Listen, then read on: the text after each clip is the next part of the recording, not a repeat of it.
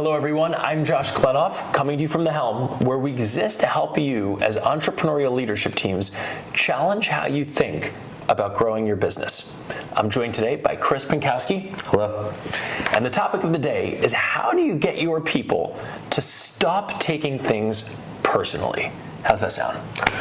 Sounds like a great topic and something that we deal with quite often. So let's jump right into it. Why do people take things so personally? I don't know. But that's not why I'm here. Right. Trust. That's what it boils down to. Think about it. If you're a life coach, my life coach, if you're my executive coach, we've got a privileged relationship. I don't feel like you're out to get me. I trust you. I'm not going to take the critiques you hurl at me personally. If you think about the dynamic between 99+% of people in corporate cultures, it's not like that, right? Someone says something about a real issue, meaning an issue where there could be some potential sensitivities. A lot of people aren't going to put those issues on the table because they know they're sticking their neck out and it might get chopped off. People might take it personally. And as a result, the issues don't ever even make it onto the table.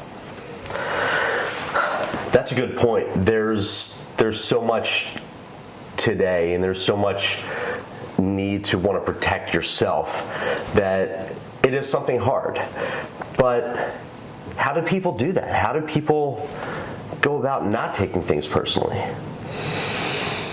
Well, it really starts with the head of the company, because if the head of the company's taking things personally, protecting their ego, then everybody else is going to, right? I mean, there's a saying, fish stinks from the head down. If you as the head, right, if you're out protecting your ego, everyone's going to be doing the same, looking out for number one. If, on the other hand, you as head are vulnerable, if you're open to critiques, then that's going to set a different kind of climate. It's not enough to just be open to others' critiques. It's not even enough to invite them and say, hey, what perspective do you have for me? What advice? Because for a lot of people, they see that as corporate suicide, right? Critiquing the CEO, the boss. So it's a precondition to be vulnerable and to be humble. But beyond that, I'd say be self-deprecating, right? Be lighthearted. Let people know you're not going to take things so gravely if they share critiques. Start by critiquing yourself, right? So like, as an example, and I got loads of these, growing up, I heard every moment of every day, practically, how I could be less screwed up, right? My mother, she'd say, shut up, stop talking so much. So I tell the team here, right? Guys, I overtalk a bit. Let me know when I can shut up. People give me this, right? Timeout all the time. If I'm going off on tangents, squirrel. They'll let me know. They'll call out any cues to let me know, shut up. That's important because you set the climate for the entire organization as the head. That's true, and that's an example that hits home. Is there an example that comes to mind that people may know more about, recognize, where that's actually been done very well? There's a practically household name at this point, which is Michael Dell. He's done this really well. So he asked his lieutenants, his senior leaders, what he could do better. And they said, based on a survey on a 360, you could be a better listener. And he could have turned to them with a report that said better listener and said, I am Michael Dell. We are at Dell Inc. And you're all fired. Thank you very much. He didn't do that. He said, thank you. I appreciate your feedback. And there's no good excuse for having been a bad listener. I want to become better. I'm going to be asking you for advice. And he did that. And actually, his getting better wasn't the greatness that emerged from that. It did. But actually, every one of those senior leaders that was part of that conversation, they did the same thing Michael did. They turned to their people, their direct reports, and even to their boss, even to a few clients, said, what could I be doing better? What could I be doing differently? And so Michael created a culture. He got off of him, focused more on others.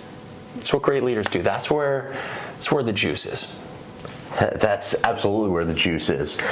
And aside from leading from example, what I'm hearing in this conversation, two big things, is that one, you need to detach personally from an issue and look at it from an objective lens, see the issue for what it is. And you also have to take your ego out of the equation and realize that you could be helped by other people. And by doing that, you're helping other people. Am I hearing that right? Yes. And I think that rabbit hole goes deeply. There's a lot to say, but everybody makes a fundamental choice. Do you care more about protecting your ego? Are you fragile? Or do you care more about growing the business, about growth? If it's fragile, then you're going to stay put, right? And so will others. You're neutering the company, right? So many things become undiscussable and taboo. But if you care more about growing the company, you're going to get those stings, right? You're going to hear where you're screwed up or where you could be doing things better and differently.